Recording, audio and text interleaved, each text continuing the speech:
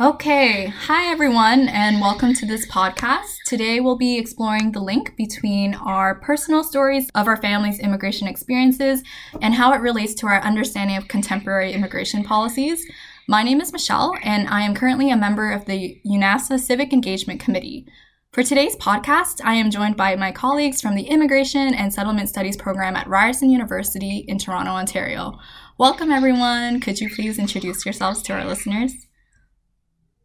Hey, my name is Sinthu Vimaladasan, and I also did the Immigration and Settlement Studies program with both Maia and Michelle. And I'm currently working as the project coordinator for Onboard Canada. And Onboard Canada is basically, just in a nutshell, an internationally recognized program that offers inclusive governance training to everyone, but it also has a matching program specifically for individuals that are part of the equity-seeking groups to help them, kind of start their board journey through, whether that be with NGOs, corporate boards, or, public agencies. So I kind of work in the sort of diversity and inclusion world. So, yeah, that's it. Awesome. Hi, everyone. My name is Maia Fujimoto. I'm also a graduate of the master's program at Ryerson in Immigration and Settlement. I'm currently working at the Ryerson Center for Immigration and Settlement, primarily as a research assistant. I'm helping with various academic studies that they are conducting. I'm excited to be here and chat more about our experiences. Hi there, my name is Belinda Ha. I'm an upper year PhD student in policy studies, specifically in the immigration, settlement, and diaspora stream. So I previously also did the MA program in immigration and settlement studies, just like the rest of us over here. Currently, I'm a teaching assistant, I'm a research assistant, and I'm a graduate assistant, mostly in the sociology field. So a lot of times I try to engage with students so that they could become familiar with the concept of a sociological imagination. So basically putting themselves in someone else's shoes. And also I sometimes deal with some undergraduate immigration policy courses. Okay, awesome. It's really good to hear that everyone is so busy and still doing things that are related to our studies, like even after we graduated, because I think the fear of doing work that's not related to our studies at all is very real. Yeah. So mentioning that, I can't believe what it has been half a year or so since we graduated, and it seems like it's yesterday when we were first sitting in the small desks at Ryerson, and we were being asked to introduce ourselves. And the one thing I really remember is that most people who wanted to study this graduate program in immigration and settlement studies were doing it because they had some sort of personal story or family background that made them interested in immigration policy. So it's been a while, so if you could refresh my memory on why you decided to pursue immigration studies and how that might apply to your family story.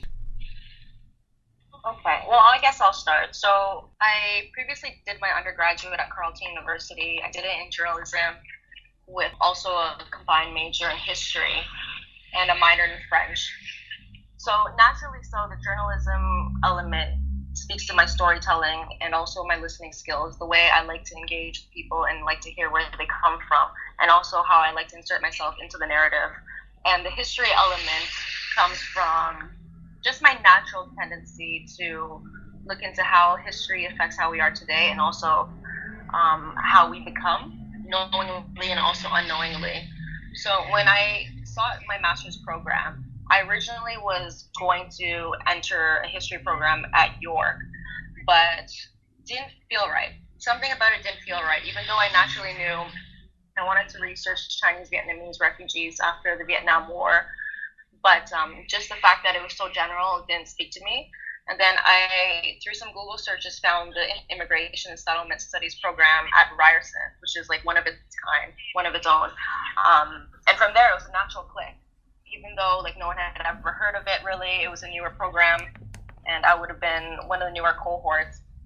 the way they described it and just the way the multicultural mosaic in Toronto is, it just made sense to me how I'd be able to engage with the themes of race, of gender, of class, of immigration, just general human mobility. Okay, yeah, that's awesome. I also studied history in undergrad, and I think that having that space to explore different stories and different periods made me realize like a lot of my interests related back to immigration studies. So that's why I also pursued it. But I was also interested in hearing that other people who studied from different backgrounds, like Sinthu and Maia, also came to the same space. So Sinthu, did you want to explain like what your family history is and what made you come to this graduate program? Yeah, so I did my undergrad in human rights and human diversity and criminology. And so I was kind of, I was hyper involved at Laurier with, at various, Amnesty International, the Human Rights Association, and I worked for this one research institute. And so I was kind of like working in so many different areas of human rights and within the diversity and inclusion world that I couldn't find something. I was trying to find something more specific. And something that I was always interested in was my Tamil identity. And I know I kind of spoke a lot about that during our program, and I always tried to gear many of our papers towards that sort of topic, but I always found it very interesting that the Tamil identity, regardless of where you are, the culture is very is based in its unity. I don't know how else to explain it, but we all have this sort of shared experience. So you can be Malaysian Tamil, Indian Tamil, you know what I mean? But the concept of being Tamil alone is like a very sort of deep-rooted thing. And being of Sri Lankan background, the war and understanding, because both my parents are also refugees from Sri Lanka, and kind of understanding that sort of side, that sort of history, and how I was very embedded within the Tamil culture in Canada without even with a second generation Tamil community, and half of them haven't actually been to Sri Lanka. So it's like, how can we all stay so connected without really knowing the homeland? So that's kind of what geared me towards the immigration program.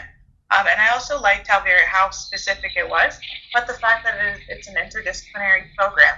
You can kind of explore, once again, different areas of immigration, because I like, for example, like the racialization component of it, you can see it from various perspectives. So I think, and I'm sure Belinda and yours as well, there are so many different types of people within the class that it makes the discussions on immigration very interesting, because it can come from both a policy perspective, from environmental perspective, like it really touches upon different areas. So I thought it was a great fit. Yeah, no, actually, a lot of what you say, Cynthia, brings up also, I had very similar reasons for wanting to pursue a master's in immigration. I had studied peace and conflict studies at the University of Waterloo, and through that program I was exposed to various immigration classes and forced migration. So that's sort of what got me hooked onto immigration. But I think even for me, I knew a lot. Well, I think deep down I really knew before that I wasn't, like, immigration was ultimately going to be my primary focus. Growing up, I was really fortunate. I was surrounded by a very multicultural school and friend environment, so it was I never really considered myself any different from others. So because when you're surrounded by multiculturalism and such diverse ethnic groups, it was such a pleasure to grow up that way. But when I went to high school and then my undergrad program, I realized how it was a lot less saturated. It was more predominantly Caucasian upper class individuals. So that really opened my eyes as to how different individuals are, and especially within my own identity. It was the first time where I sort of considered myself as a person of color and as a person with significant immigration history. So a lot of it was self-motivated and just wanting to learn more about my own family history and how my parents came to Canada and sort of the different pathways, but then a lot of it is also motivated through wanting to help individuals in any way that I can through understanding more on the policy research that drives immigration to Canada also. Mm-hmm. No, I think it's great that all of you are so reflective and self-aware. That kind of self-awareness made you want to expand your understanding about the phenomenon of immigration and to study the policies and keep your pulse on that so that you can better understand the people around you as well. I find it interesting that you all talked about like wanting to learn about a specific family history and specifically about how your parents arrived in Canada. So could you elaborate on like a specific moment when you realized that immigration was important and it really influenced where your family is today? Yeah, I can keep touching up on that. So I'm half Japanese and half Maltese, and both my parents arrived in Canada.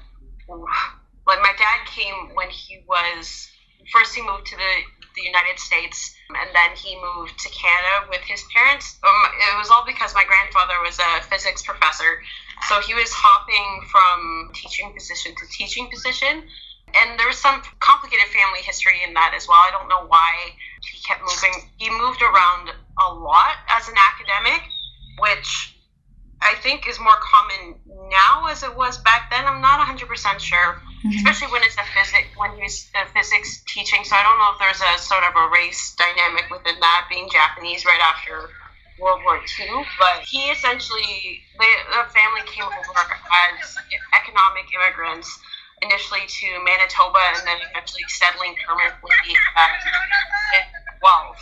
So that sort of that immigration history is very common now. You see a lot of people economically migrate to Canada, and it's primarily what the government of Canada is looking for in terms of wanting to encourage immigration.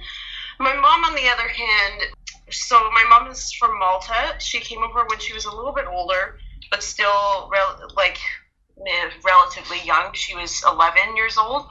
And my mom and her family came over with very little and not a lot of money. But she moved to Toronto, just in the junction. So it's very much the little Malta or the Maltese community that is still thriving in Toronto today, and that's a lot of the reason why they were able to be successful and settle successfully, I guess. So they had tapped in a lot the Maltese community that was already there and used those networks. They were able to go to a Maltese church. There were Maltese business owners, so although they had a rough start in terms of not having very much, they were able to get the support that they needed through others, which is also very much present, I guess, in immigrant families today, especially when you want to come to such immigrant diverse city like Toronto. You can thrive in ethnic neighborhoods while having that support that you would have received in your home country. I think that's cool that your parents came from such diverse backgrounds, but they were able to meet in Canada and coming from different immigrant streams too, I think, because we learned about the different kinds of immigrants and refugees that would come to Canada. And so I think that really speaks to Canada's diversity and the different policies that they had set in order to bring such a diverse group of people to this country. Yeah, no, it was actually, I wanted something that you had said, Michelle. I thought it was cute too, because when my parents met, sorry. That's okay. My parents met through a mutual friend that my mom had in high school, and that was in the same university class as my dad. Mm-hmm. But I always thought it was funny too that when they started dating and they brought home, my mom brought my dad home to meet the parents for the first time. I always loved hearing that story because their story was, I just thought it was funny because the grandmother didn't really know what to do, so she just kind of looked at me like, oh my gosh, it is not who I thought my daughter was being home. Oh gosh. But then it's beautiful too, because they're coming from two two very opposite sides of like the World War II, and just like culturally very, very different. But it's so cheesy, but something like watching your kids, like when they fall in love with someone who's completely different, you eventually open your arms up to them, and then I always hear stories. My grandmother would say, "Oh, your dad, he could walk on water, he could do no wrong," kind of thing. So they welcomed him with open arms. Yeah, and then vice versa, it was a little bit harder. I think after my parents had got married, they went to Japan to visit and family, and at the time my dad's grandmother was still alive, so they went to go visit her, and the first thing she said was, why did you let your son, or why did you marry the enemy, or something like that. And you're like, well, it's too late, they're already married. But it's just like having that mindset, right? And then eventually I find it interesting, you see those mindsets change very drastically, obviously, and now it's totally normal and it's totally fine. And I consider my parents, I guess, trailblazers for their time, right? It was not a lot of people were marrying like outside of their comfort zone, right? So I just thought it was cool that way. They're like the perfect example of what is a good consequence of globalization, I guess. Yeah. Yeah, because without that, I wouldn't be here, so. Exactly, and that's the whole point of having this podcast, like realizing how policies and like larger events affect our lives, so. How about you, Sinthu? Like, what made you like really interested in your family history? I think what made me really interested was the fact that my parents didn't want to talk about it. I think that's really kind of what it stemmed from. And I do understand why, right? The trauma of the war and internal displacement. Obviously, you know, my dad also lost his twin brother and his whole family, essentially. So, I mean, I understand why you wouldn't want to talk about that. But, you know, my sister and I, so I just have one younger sister, Vasuki. Growing up, right, I grew up in Mississauga, but I had a lot of family in Scarborough. And if you know Scarborough, it holds a huge Tamil population, a Sri Lankan Tamil population.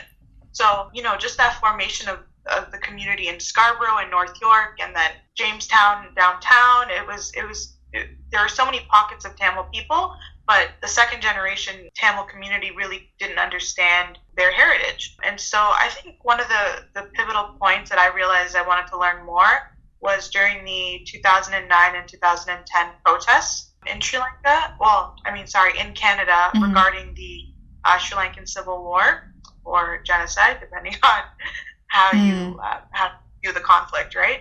And I actually attended basically most of the protests that were happening downtown.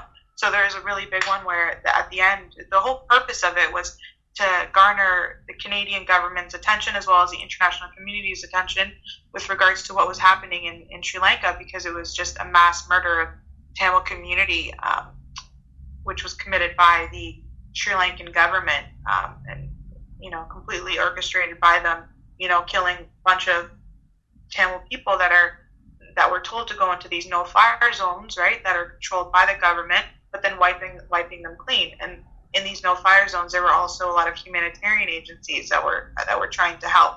At which point, within that period, when the war, quote-unquote, ended in 2009, the Sri Lankan government stopped all medical assistance from entering the country, stopped all journalists from entering the country. Like, journalists were killed. Like, it was a very sort of brutal time that the Sri Lankan government was trying to conceal.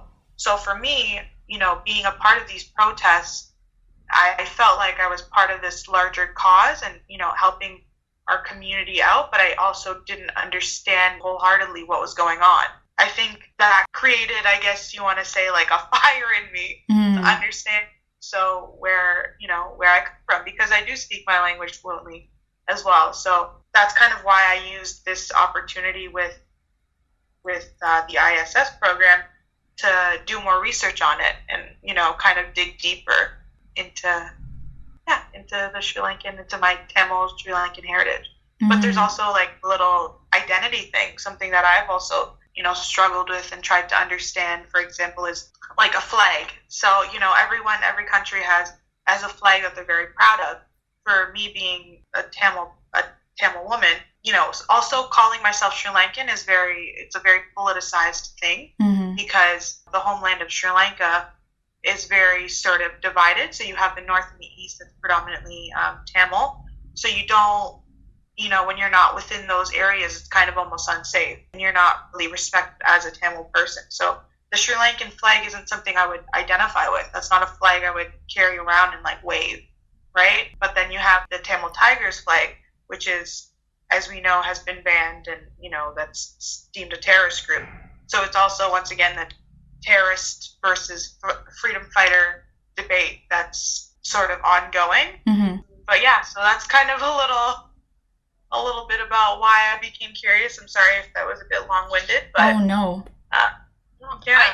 You know what? It's interesting you say that too, because even with my parents, I have my mom who's like fiercely proud to be Maltese, and still like keeps up her language and tries to visit all the time. My dad, on the other hand, is like he considers himself to be completely Canadian and not Japanese, which I always found super interesting and really hard to grasp. Being like, but Dad, you are Japanese. Like, embrace it. He's like, but I've never really lived there.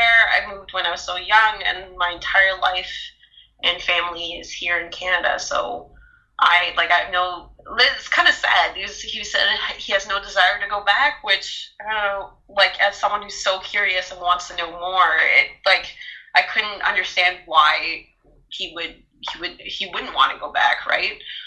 So yeah, no, I think both of your stories so far have been so interesting, and even though like your parents and our families come from different places, there are so many similar aspects of our experiences as children of immigrants and refugees. Like what Sinthu was talking about like realizing like how politically charged the relations are between the countries of origin and like the motherland, but also like questions surrounding your identity and even your parents' identity, I think. And even like contentions with the flag, like these are all issues that I know the Vietnamese community in North America or the diaspora here is dealing with. And so when I hear like all the stories that you share in class, it made me feel like, wow, like we come from such different places, but the kind of problems and the issues that we deal with have similar elements to them. And I was really happy then to also meet Belinda, because I found out that she wrote a major research paper on Vietnamese Chinese refugees. And like growing up, I really just focused on like Vietnamese refugees and immigrants, but I knew that there was a large population of Chinese ethnic people who also escaped Vietnam after the war too. So I was really interested in her story. And Belinda, would you mind sharing like that side of your experience with us? Yeah, for sure. When I met you, Michelle, I instantly connected, but on different fronts. So just to give you all a little background about my family, because I didn't take the actual courses with all three of you. My family, they came from Vietnam around 1978. My mom and dad didn't know each other. They met in Canada and married and had me and my brother thereafter. But after the fall of Saigon in 1975, there was a large exodus of ethnic Chinese from Vietnam who had been there for a couple of generations, or maybe at least one generation. They'd usually be owning the businesses in the neighborhood of Cho Lon. And that's a neighborhood where basically you could speak a Chinese dialect or language without having to speak Vietnamese. So that kind of speaks to kind of the presence of the Chinese community there. And my grandparents, they came from the southern part of mainland China around the 1930s and came to Vietnam after the Japanese invaded. So I have sort of a diasporic and scattered identity in the sense that ethnically we are Chinese, but geographically and culturally in many ways we have that Vietnam connection. So after 1978, my parents respectively, they came to Montreal and then to Toronto and settled. And my connection to their immigration history stems from mostly their struggle.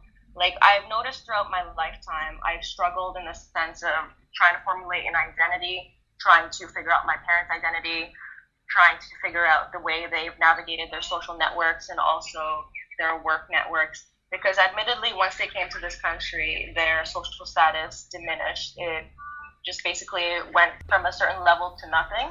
They had to build from ground zero. There were a lot of language issues. they didn't know too many people over here. They had to just sort of like recollect from the trauma. And as Sinthu noted, there are a lot of things that they don't talk about. And even to this day, they don't talk about as well. But what you hear as a child of an immigrant is you hear little snippets. Like over dinner one time, without expecting it, you'll hear about a certain instance, and then there'll be a little hush, and the parent will try to change the topic. So naturally, as a child, you have this curiosity. You're trying to figure out your parents, just like they try to figure you out. You're trying to navigate the terrain and try to figure out how they came to be. Because I sort of realized from an early age that I wasn't the typical Chinese, in the sense that there are many different Chinese identities, but the one that I came from wasn't the predominant Cantonese or Mandarin one. They didn't come from Hong Kong. They didn't come from the mainland. And they're from a particular group that didn't do as well socially and economically. If you look at their language retention, if you look at their job status, they don't do as well as the typical Chinese. So that made me curious as to how they came to be the way they are today. Mm-hmm. And a lot of things that I grew up having to deal with in terms of language brokering, basically being a translator for everything. Since they didn't navigate the language, they don't know the customs of Canada, even though they've basically been here for over 40 years. So what I learned was how immigration tied into integration. And that was a definition that came to me around 2013 when I started to orient myself around these themes beyond the initial migration of a population, looking into a population's long-term settlement in a particular country. Since then, I realized that what I've been interested in my whole life, it's been tied to immigration. I just didn't realize it was tied to immigration. Oh my gosh. Yeah, that's really cool to hear, because I feel like I also had that powerful moment where I think in undergrad I was writing a paper on the international discourse on Indo-Chinese refugees following the Vietnam War. And at that time, it was just a research project. But as I learned more about like the different periods of flows of refugees and the kind of like the kind of responses that the international community was giving to them, I realized, if your parent immigrated during a certain time when they were less receptive to immigrants, then, your chances of being resettled would be drastically reduced. And then if you decided to leave the country during a time when people were more aware of the dire situation of refugees and were more open to resettling you and helping you integrate into their communities, then you had a higher chance of settling in a different country and escaping like the situation back home. So when I realized that, I was like, wow, like the kinds of policies that are in place really affect people's lives. And so that's why I wanted to study more, because I also wanted to learn about their lives in Canada and how the different policies in place to help integrate refugees led them to the kind of jobs they have now, and like their interactions with other like racialized peoples and communities. So it's really empowering to hear that all of you also had similar questions growing up, and that curiosity led you to the ISS program. And so during like our time in graduate studies, we do learn about the history of like Canadian immigration policy, but then we're also encouraged and expected to learn about contemporary immigration policies and like refugee crises today. So were there moments during the year where you felt like a contemporary immigration issue or policy really like made you think about your family history and how even things in the past are still relevant today and vice versa? I guess I could start with that. So when I took the program, I realized that there are a lot of connections to the Syrian refugee crisis at that time. And at that time, there was a lot of talks about the Trudeau government allowing in a certain number of Syrian refugees, and then the number would increase over a certain time, and they're trying to meet a deadline. And to me, that was reminiscent to the time period of when my parents came to Canada as well, since that coincided with my research. So my research, it deals with the private versus public sponsorship of refugees. Whenever we dealt with the themes of the Syrian refugee crisis, I felt myself thinking back to this movement. And this movement, when it was reported on in the media, was also brought back to the previous influx of refugees, which was Indo-Chinese from the late 1970s and early 1980s. So it naturally flowed that since that movement was the first instance of private sponsorship, that the next time they had such a large influx of Syrian refugees, that the issue of whether or not the integration of Syrian refugee effective means, or whether or not it was the Canadian government basically downloading the responsibilities. Mm-hmm. Yeah, similar to you, I also related it back to the Syrian refugee crisis, but I am curious to hear what Sinthu has to say too about what she learned throughout the year. With regards to our program, I think we learned a lot. We learned a lot about, previous policies, current policies, but something that just the label of a refugee, I always thought that was just extremely interesting, just the social construction of the refugee, how that sort of, you're kind of reliant on that label in order for you to find some sort of security within your host country, and just kind of how that relates to, and how that kind of sort of intertwines with your own identity. Thinking about my parents both came here so my mom came here in 1989, and then my dad came here in the early 90s. And as I tried to understand kind of what they went through, it's the same sort of thing that Belinda was saying. You can't really separate immigration from integration, because my parents went through an extreme amount of, they thought they were going to be, kind of shipped back to Sri Lanka, if I may say. But as I try to think of my sort of determination to do my research on the Tamil community or the Tamil diaspora in Canada or in North America, I think about the current sort of border issues that we're also seeing, right? Like, people aren't going to stop moving, and I don't want to bring up the wall. Anyways, yeah, so I'll just go into my MRP because that's what I was going to do. And my MRP, so what I did was I wanted to understand sort of what the Tamil diaspora is doing right now within the homeland. So because we are in a post-war period, I wanted to see how the Tamil diaspora is influencing Sri Lanka, socially, politically, and economically, right? And how they're sort of participating in the resettlement and sustainable development of the Tamil community in Sri Lanka. But during that period, I realized that there are so many sort of, once again, identity issues within this sort of discussion. So I got the opportunity to do some interviews.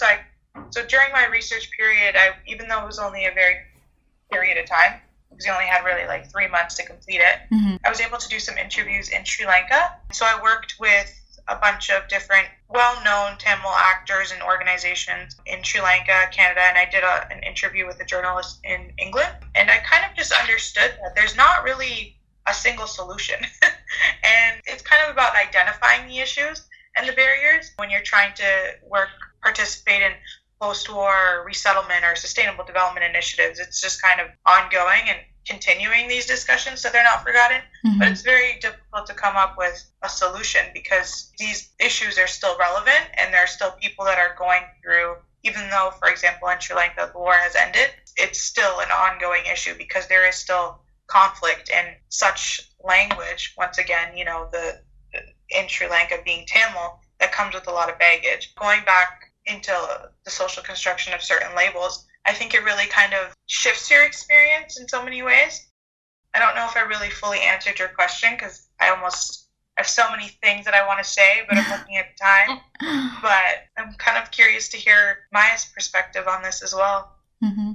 Yeah, actually, Cynthia, you had said something that I resonated with in terms of always looking for alternatives or always looking for solutions. And especially because what really appealed to me with ISS or Immigration and Settlement Studies was that I could sort of mold my undergraduate experience with peace and conflict studies and immigration and really explore what is sort of existing within that scope and that area, which, to no one's surprise, there's not really much going on at the moment right now, which is unfortunate, but it was kind of nice to explore different ideas and be creative with alternative solutions and sort of what we can do to sort of better policy or better current conflict that are going on at the moment. And this tied into my research project. My major research project was on a restorative justice approach to alternatives to detention. And by detention, I mean, obviously, immigration detention. And there's been a lot in the media over the past couple of years, especially in the United States, on child separation and how you get these individuals who are not criminals in any type of way but are treated as such. So I wanted to see whether or not restorative justice, which is a foundation that it has a lot of indigenous roots, but it's also talked a lot about within peace and conflict studies as well. So RJ is a way of addressing conflict and crime that enables the person who caused the harm or individuals who are affected by the harm and community to create a meaningful solution. So it includes a dialogue of it would include the dialogue of immigrants, of border security, and other parties and community members who were involved, and what can be done. Basically, it provides a lot of inclusion and voice. So it's something that could be such a powerful solution, but needs a lot more research and a lot more understanding, right? Because there's that danger that restorative justice falls a lot within the criminal justice model. And then so one of the biggest hurdles that I had faced while doing this research was whether or not it's even appropriate to use restorative justice, even though it has a good model that can be applied. You further risk the chance of criminalizing a very vulnerable group of people. So it's so sorry, I've been rambling on a little bit, but it was super interesting to be able to have that flexibility and that creative aspect into going into the program and sort of making my research project completely my own and a blend of what I had done with my undergrad. And tying it a little bit to my parents. My parents came out of a very creative and innovative marriage, I guess, is what I'd like to say, is because it was very out of the blue for them to marry. I guess I don't know if I'm saying this articulately well, but with their marriage and their coming together, they were sort of trailblazers in that sense, and so they've always tried to encourage myself and my brothers to think outside the box and be creative with everything that we do. So I always like to try to apply that to what I'm learning. Oh. No. Oh, such a heartwarming moment. No, I think you don't have to apologize about rambling on. I think that is a sign of like how passionate you are and how much you've thought about these issues and just how excited you are to have these discussions and these spaces to talk about what your interests are and how that ties into who you are as a person and who your family is. And I think you all raised like really important points. It's really neat to see like how Belinda connects the refugee crisis from after the Vietnam War to the Syrian refugee crisis, because of course, even though time has passed, some of these conflicts are ongoing, but just in different contexts and affects different groups of people. And then what Sinthu said is sometimes these concepts, they don't exist in just the historical, but they carry on and have like implications for the future as well. And I think by being aware of these historical cases and then being more observant about current situations, and then what Maia said about imagining different alternatives and being creative about the solutions that we present to address these issues, I think all of that is just really important. And I'm just really glad that there are people like you in the world who are so aware and connected to your history, but you're also seeing a better future based on your family's experiences and what you're observing about current immigration policies today. So it's really encouraging to see this, especially in light of all the negative news about racism and violence that's happening and all of the negative perceptions of immigrants that are being circulated in the media today. So the fact that we have people like you is very uplifting. And so with that kind of message, what are you all planning to do now after this graduate program in order to apply the concepts that you learned in the class? And what would you encourage to people who want to learn more about immigration issues and policies? Well, I guess with regards to like right now, as you know, I'm working in the sort of diversity and inclusion world, but I think what I want to do with this sort of degree and my current knowledge is, once again, I feel like learning never stops, right? I know that's a pretty lame saying, but it's true. I feel like in order for me, I have all these different ideas, and with my research in Sri Lanka, I really do hope to actually go back and have the opportunity to have deeper discussions on these, sustainable development plans and sort of post-war resettlement plans and how they actually look like. Because something that I always find to be troubling is the sort of gap between the policy and the actual implementation of the policy or the plan. And I find that gap, it's always, we're within the classroom, we're really busy theorizing on these concepts, but then we never really, well, for me at least, I find that there's like a lack of discussion on how to practically apply it. So I think one thing that's very important to do is, continue the conversation, because I think sort of anti-immigration sort of sentiments, they do echo to on larger global scales. Like, for example, with the, rest their souls, the people that lost their lives during the New Zealand mass shooting, which is terrorism, but that's a whole different discussion in of itself. But the reason that they had police officers at mosques in Ontario, you can that alone shows the ripple effect of hate. So I feel like you need to foster healthier conversations on these discussions and allow people to share their opinion as to why they feel as though a wall is important to them or something. It's just ensuring that there's an open dialogue, but also fostering more of a healthy sort of environment for it. So I think people that want to be more critical of these policies and these issues, I think it's better to create some sort of forum to do it rather than, basically what I'm saying is there's a healthy way to go about it as well. And I think we need to keep these conversations going in order for there to be any sort of change, because I believe that a lot of times we're looking for these solutions, but solutions don't happen overnight.